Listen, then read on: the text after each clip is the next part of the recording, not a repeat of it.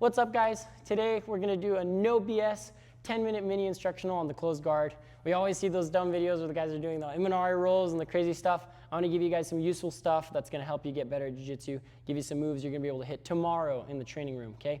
So we're gonna start from the closed guard. Hopefully you know what closed guard is. I'm gonna leave you some timestamps. This is gonna be the very beginner intro to the closed guard. So here, usually my partner's gonna wanna put her hands on me. She's gonna wanna stay postured up. So that means that I'm gonna wanna do the opposite. I want my partner's hands on the mat. I wanna break her posture down. If I can do that, that's gonna open up opportunities for me to attack, right? So one way to do that, obviously bringing your knees to your chest, right? That's gonna bring their posture down. I'm gonna be able to make attachments onto them, okay? Wherever you can make attachments, you can be heavy, right? I can hold them, I can pull them in the gi. This is gonna be very apparent, right? Being able to pull your partner in the gi. I don't have to worry too much about being overextended in closed guard. I have my legs in between us.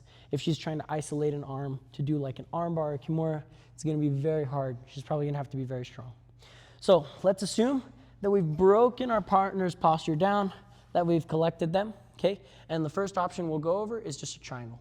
So from here, if I have an overhook, right? So I'm gonna have an overhook on the opposite side. I can use this to really keep my partner's posture down. So if she wants to try to posture up, right, I can use this. I'm gonna put my bicep kind of elbow pit on her tricep and really bring her down, right? So she tries to posture up one more time. If she does, she'll bring me with her. From here, I'm gonna use my free arm. I'm gonna put my elbow under her elbow, okay? Here, I can slide my knee in, and now I can connect both, right? Once I've connected both, it's hard for her to bring it over my knee again. She tries to bring her arm over my knee. I have a frame, I have a closed loop. If I just have my forearm or I just have my knee, if she wants to come back over, very easy. So once I've created this frame and this wedge here, I like to personally slide down to the wrist. Some people don't. I like to slide down to the wrist and open the arm. If you have trouble being really flexible and bringing your foot through this hole, you can also stuff the arm and go over. I like to open the arm, right? I'm gonna bring my foot through. And now look, we have one arm out, one arm in. We're gonna be able to lock our triangle here, very easy. So one more time, right? Maybe our partner's hands are on our belly. We swim through, we break them down. I get my overhook. On the other side, I use my elbow, connect my knee and my forearm. I bring my foot through. One arm is in, one arm is out. I'm gonna lock my triangle. Now for my finishing mechanics here, she'll posture up a little bit probably, right? I can usually keep her down, holding her head, keeping my legs locked. A lot of people tell you to bring the arm to the side, right? Bringing the arm to the side is great. I'm cutting off this artery a little better on her right side, but it's not necessary. And honestly, a lot of times, especially with a stronger opponent, if they don't want to bring their arm to the other side, right? If they're gonna keep it down, it's really hard to actually take it over the other side. So one thing you can do that I really enjoy is this teepee choke. I'm gonna wrap my arms around my legs and I'm gonna straighten my ankles. Here I'll get the teepee choke. Same thing, right? She's keeping this arm down, shoulder goes in the artery, thigh goes in the other artery. Another finish that you can do, you can reach towards the opposite side and underhook her arm, or if you can find the leg is great. Now look, my body is now at an angle. Makes it so my knees can squeeze stronger, right? They're more in a bicycle kicking motion rather than like that thigh master yoga lady motion, right? So I'm gonna come over to the side. I have this bicycle kick motion. So love that triangle. That's a great option. I love working from this underhook, so we're gonna stick with the underhook. We make it so our partner comes down. The next thing I really like to do is a pendulum sweep, right? So usually with the pendulum sweep, your partner's postured up. You're gonna find, you know, the collar and the sleeve and the gi, but you can absolutely do this no gi. So if they're down, you find your underhook. I'm gonna find the far leg. Let's actually turn facing the camera. I'm gonna find this far leg, well, just like butt towards the wall. Yeah, I'm gonna find this far leg with my arm, and you're probably gonna kind of hunker down, right? You don't wanna be too tall. We'll go over what you do if they're tall. But if they are hunkered down, usually the reaction, I'm gonna swim to this leg. And now the pendulum sweep, I'm gonna open my guard, but it's okay. I have her posture broken, I have her legs, so it's very hard for her to get out. I'm gonna kick this leg far, and then this leg, I'm gonna tense it and I'm gonna follow. Here it bumps her off, right? You feel that? From there, I'm gonna do a scissor type motion, and I'm gonna remove her post with my overhook, right? Her elbows on the mat. I can come up very easily, right? So the hardest part about that is really this pendulum motion. And the pendulum, just without you for a second, the pendulum is just this motion where I kick and I tense, and it's going to take my hips, right? Kick, and it's a lot easier with the partner. It's really weird to do without a partner, but it would kind of feel like kick, tense, and it swings your hips. I'm using my elbow a little bit just to demonstrate. So one more time. We're in the closed guard, right? We swim, we find this overhook, right? Maybe you're hunkered down a little bit more. We're going to go over what you do if they posture up. I'm going to maintain her posture broken, right? Make sure you have this arm, this overhook, maintain your posture broken. Swim under the far leg. Right now we have this angle. I kick, and then I bring my other leg to my leg, right? I want to kick as high as I can. One thing we do with the kids, we have somebody hold their hand out here, and we say, try to kick my hand. And the kid, they go, and they try to kick the hand really far, and look how that off balances her. Great off balance. Then I sweep under, and I can come straight up. Now, Ariana's doing a great job at posturing up, right? So I go ahead, boom, I can even sit up, grab this overhook. She's starting to posture up, right? Specifically from this pendulum. So we're here, you come down a little bit, I have the overhook, I have the under the leg. If she postures up, it becomes hard to pendulum her, especially if she's maybe she's hunkered down, right? She's aware. And I go to pendulum her, and she, yes, postures up. Now what she leaves me is a little bit of space for this really sneaky armbar. This is one of my favorite armbars. You end up really strong. I'm going to pendulum, but if I can't move her, instead of trying to scissor my legs, now I'm going to try to aim my hip to her shoulder, my groin right on her, what part is this? Like your scap? Your shoulder, right here. The shoulder bone joint. The shoulder bone joint with our hip. If I can reach that, right, notice how I'm letting myself slide. I'm loosening the position. I'm giving myself space.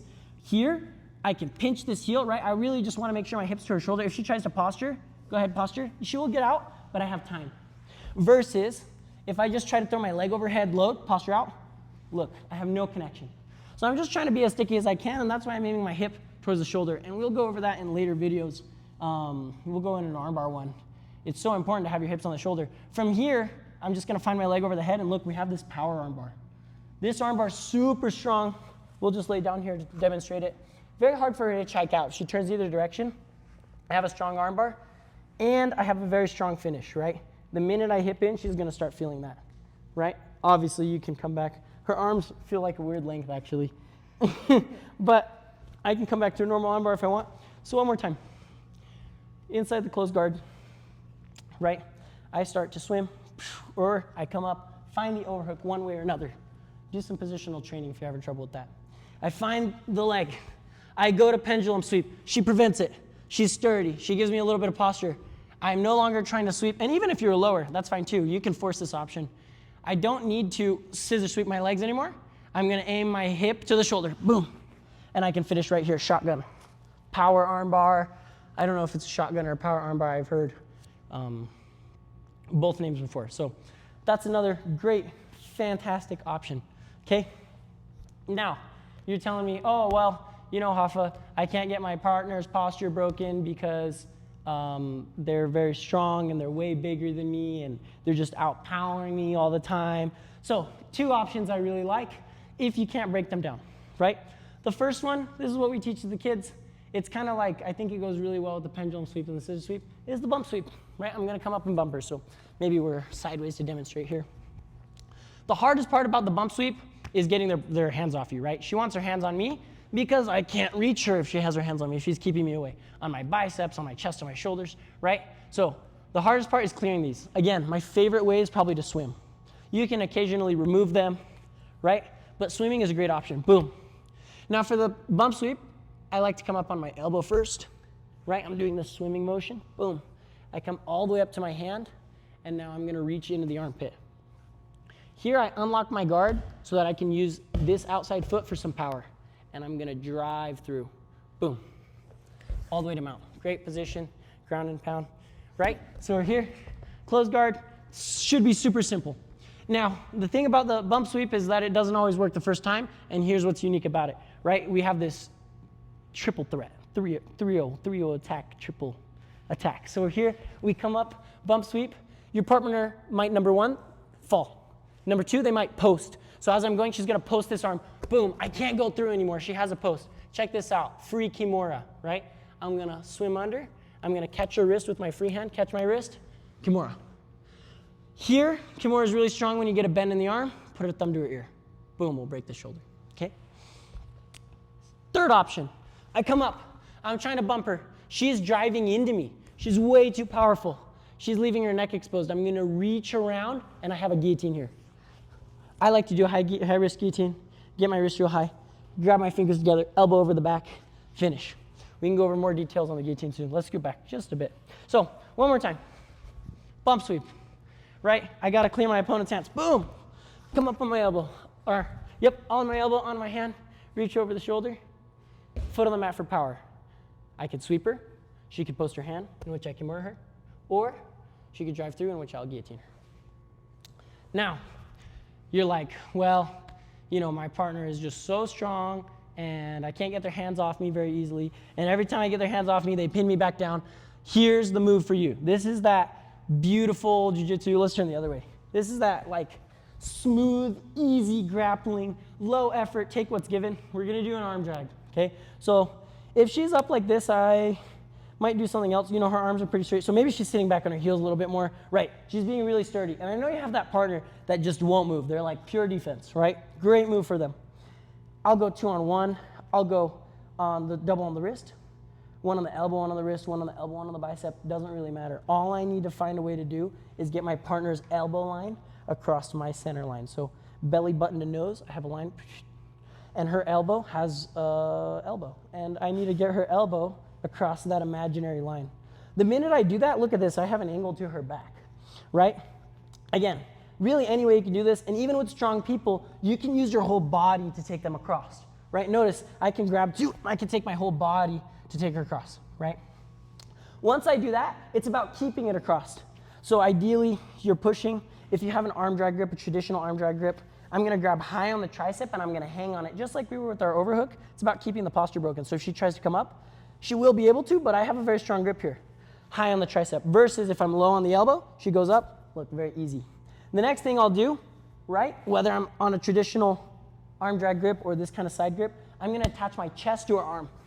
Now when she tries to posture, right, I have even more contact, and one of two things will happen. If she can't come up because I'm too heavy, excellent. If she can, I'm attached. I'll follow her, right? From here, probably unlocking the legs, right? Depends, you might be able to climb if you're like super monkey, you might be able to do it with your legs locked. Let's turn just diagonal a little bit, perfect, right? So if you're like very monkey, you might be able to climb, but really, my goal is to find my chest on her back, right? At this point, I've climbed high, I'll probably reach a grip far on her lat. I'm staying tight, keeping the posture broken, keeping this elbow from coming across. I'm closing this space. If there's space here, she can bring her elbow back across, and then I'm back in guard, right? Keeping this elbow across no matter what. Then trying to find my chest on the back. From here, all sorts of options. They might roll and you might chase them. They might roll into you. They might stay in the same spot. As long as I have my chest on her back, choose a direction, I will find the back eventually. Cool? So those are just a few beginner-friendly options from the guard, something for you guys to try. Yeah, if you have questions about specific details, leave them in the comments. Thank you.